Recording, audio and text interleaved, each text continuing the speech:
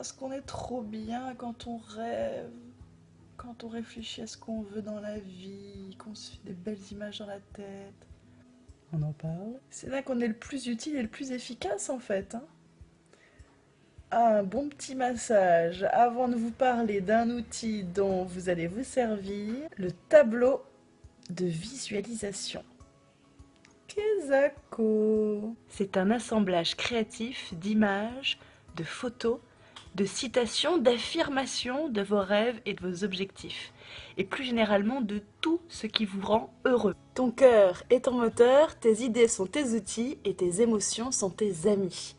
Avec un tableau de visualisation, tu vas pouvoir rêver ta vie, oui, mais surtout faire de tes rêves une réalité. La plupart du temps, avec l'expérience, on sait tout ce qu'on ne veut plus, ce qu'on ne veut plus revivre, ce qu'on ne veut plus voir, ce qu'on ne veut plus ressentir, mais on ne sait pas vraiment ce qu'on veut en fait, hein. Donc, il faut vraiment passer beaucoup de temps à éclaircir ses objectifs, à aller jusque dans les moindres détails de nos idées, à vraiment préciser ce qu'on veut vraiment. Parce que c'est bien beau de dire je voudrais une belle voiture, mais elle ressemble à quoi? Quelle couleur? Quelle forme? Alors, je sais qu'un artiste sommeille en toi, mais avant de commencer quoi que ce soit, il faut d'abord faire marcher ton cœur et ton cerveau en même temps. Il y a 3 petites questions à se poser, 3 grandes questions même, et tu vas prendre le temps de le faire. Question numéro 1. À quoi ressemble, selon toi, ta vie idéale? Question number 2. Qu'est-ce qui fait de ta vie quelque chose qui vaut vraiment la peine d'être vécu? Question numéro 3. Comment est-ce que t'aimerais que les gens se rappellent de toi? Je veux dire, si tu savais que t'avais plus que quelques jours, quelques mois, quelques années, qu'est-ce que tu ferais vraiment qui serait important pour toi et que les gens pourraient dire de toi à ta mort? Vous avez 2 heures. Après, je ramasse les copies. Bon, ok, je vous entends, c'est trop compliqué, Alicia.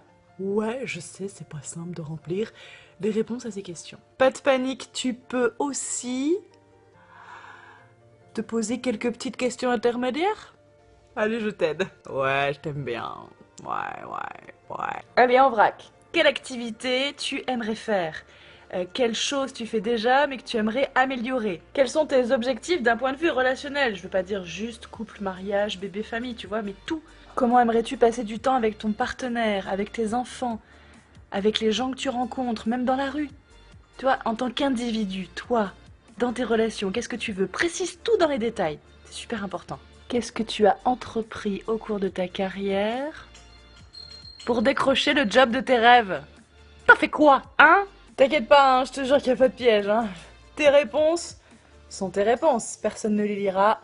Il n'y a que toi qui dois être sincère avec toi-même. Par contre, c'est super important que tu répondes avec précision et avec vraiment, vraiment sincérité. Peu importe ce que c'est. Vous avez 15 minutes. Après, je ramasse les copies. Ok? Après, une fois que tu as répondu à toutes ces questions, déjà, ça devient plus clair, tu vois. Donc, tu peux décider soit de faire un seul tableau qui regroupe l'ensemble de tes rêves, soit de choisir un thème par rêve et de faire un tableau par rêve. Personnellement, j'en ai fait 2. Un vrai tableau sur une toile et un deuxième tableau numérique. Tu sais, sur internet, ils en proposent plein de toutes sortes, c'est trop bien, tu peux le mettre sur ton fond d'écran d'ordinateur. Là, on arrive dans la partie super cool. Lilalou. Va falloir trouver ton tableau. Aller dans un magasin, trouver une toile ou un truc qui te plaît, quelque chose que tu vas mettre au mur, c'est génial. La plupart des gens créent ça sur un morceau de carton, un tableau en liège, un tableau avec un cadre en bois. Moi, j'ai pris une toile, une grande toile, un truc qui me plaît, quelque chose qui fait vraiment tableau, quoi, tu vois, genre je suis artiste. Bon, je te rappelle quand même que le but de ce tableau, c'est que tu le vois tous les jours. Donc ça veut dire que tu vas le mettre dans un endroit un peu quotidien, tu vois. Quelque chose où tu peux passer tous les jours devant. Donc forcément, il faut qu'il soit beau, ce tableau. Et là, c'est la partie que j'adore. T'as ton support, tu sais ce que tu veux. Il n'y a plus qu'à trouver les images qui concrétisent tout ça. Alors, il y a plein d'endroits pour ça. Internet, c'est quand même le plus indiqué, le plus précis. Mais les magazines, les photos, les cartes postales, les posters, les livres. Il y a plein de sources pour pouvoir trouver des images qui t'inspirent. Mais attention, il ne s'agit pas de mettre n'importe quelle image pour dire genre ça va être joli. Non! Définition du mot inspiration. Alors t'as C'est une inspiration, oui c'est vrai. Il y a aussi le fait que quand tu es inspiré, t'as le cœur qui vibre et qui fait boum boum. Par exemple, les chats, ou les chatons, te font vibrer. Bon, il y en a plein sur internet, donc me dis pas que c'est pas ton cas. Hein. Bon, je veux dire, tous les photos de chats ne te font pas le même effet. Il y en a qui te fait genre, oh il est joli hein ce chat. Et puis t'as la photo où tu te dis, il a l'air so cute. Oh, en plus il a un pelage qui m'a l'air tellement doux, mais je m'imagine vraiment là avec ma tasse de thé, à la petite lueur de la tombée de la nuit, en train de lui faire un gros câlin avant d'aller dormir. Voilà, t'as compris l'idée quoi. Une photo inspirante, c'est une photo où tu t'imagines vivre ce que tu vois dans cette photo. Où tout ton corps transpire cette réalité qui n'est pas encore réalisée, mais qui va pas tarder. Donc, quand tu vas chercher tes images, tu ne dois t'arrêter que sur les images qui te font ressentir une grosse émotion. Alors un tableau avec de belles images, c'est super, mais un tableau vraiment inspirant, c'est aussi un tableau dans lequel tu as des phrases, des mots, des citations, des choses qui portent ton cœur, des phrases qui t'animent, tu vois, des trucs quand tu les lis, tu fais bouh. C'est exactement ce que je pense, exactement ce que je veux, exactement comme ça que je veux me sentir. Oh oh, ouais, j'adore. Je les lis, je les relis, je les re-relis. Ah, ça me fait du bien, ça me fait du bien, ça me fait du bien. Bon, là tu les vois en effet miroir, hein, c'est pas top, mais bon. C'est exactement la même puissance qu'une prière ou qu'un mantra, tu vois. Les phrases inspirantes doivent te permettre de prendre des mesures positives, en fait, pour tes objectifs. Par exemple, si tu as décidé d'être un grand violoniste, eh bien, ton mantra ou ce que tu écris sur ton tableau, ça pourrait être « Je remplirai ma maison de musique au quotidien ». Ce qui est génial sur un tableau de visualisation, c'est que tu peux y mettre ce que tu veux aussi.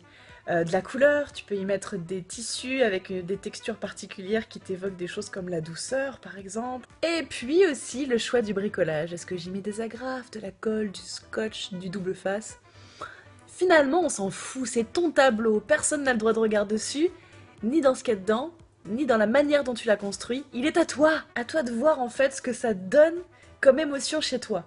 La disposition aussi des images, des photos, des phrases, des mots, des textures ou des couleurs, il faut que ce soit aussi créatif que toi, que ça représente qui tu es en fait. C'est quand même ton œuvre d'art, je veux dire, ça sort de ta tête, ça sort de ton cœur, donc il faut que tu l'aimes ce tableau, il faut que quand tu le regardes, tu fasses pas juste un petit coup d'œil genre « ok, je l'ai regardé ». Non, il faut que tu le regardes dans le détail, que tu revives à chaque fois l'émotion. Et après, une fois qu'il est réalisé, comment est-ce que tu t'en sers? Eh bien, l'idée, c'est que tu puisses avoir un focus quotidien dessus. Peu importe l'endroit que tu vas choisir, l'idée, c'est que tu puisses le voir. Si tu veux qu'il soit privé, pas de souci, reste privé. Sinon, tu peux aussi le mettre en plein milieu de ton salon, de ta cuisine, de tes toilettes, de ta salle de bain. L'endroit où tu vas être le plus souvent, où tu vas être plus susceptible de le voir. Et donc de ne pas l'oublier. Dans ce tableau, il n'est pas du tout fixe, je veux dire ça c'est à un instant T, t'avais ces envies-là, ça peut être évolutif. Il faut que tu puisses faire une mise à jour de tes idées, de ce que t'as dans le cœur, de tes aspirations profondes, de ce qui te fait vibrer au moment où tu le regardes. Si ça a changé, n'hésite pas à retirer des images et à les changer. Utilisez-le comme le ferait un militaire un peu poète qui, dans son plan d'action, a décidé de mettre des détails précis de ce qu'il veut, pour savoir où il va, comment il y va et à quel moment il y va. Et ensuite, il faut juste nourrir ça et lâcher prise sur comment ça se fera. Gardez foi en vos idées, parce que si elles ont été mises dans votre cœur à un moment donné, c'est sûrement qu'elles doivent être réalisées. Mais à vous d'en être l'acteur, le créateur. Moi, le tableau de visualisation, je le fais depuis longtemps. Pour mon voyage aux États-Unis, je l'ai fait. Et ce qui m'a le plus subjugué, c'est que certaines images que j'avais mises dans mon tableau, je les ai vues dans mon voyage. Donc oui, je suis convaincue et j'espère que vous le serez que ça fonctionne. Toutefois, ne faites pas une confiance aveugle à votre tableau. C'est pas genre j'ai fait un tableau de visualisation donc tout va se faire en temps, en heure, sans que j'ai besoin de lever le petit doigt. Ce tableau, c'est un outil, au même titre que vous avez une fourchette pour manger dans votre assiette. Pour autant, c'est vous qui levez la fourchette pour manger. Donc ce tableau, servez-vous-en comme un outil, mais ne croyez pas aveuglément qu'il va tout résoudre par magie. Ayez confiance en vous, agissez dans le merveilleux que vous décidez de vivre. Le pouvoir de création est en vous, il s'agit de l'utiliser et de faire tout ce qu'il faut pour que ça fonctionne. Be cool, be good. Soyez BCBG et trop fiers de l'être. Je vous aime. Bon, je continue un peu mon massage, moi.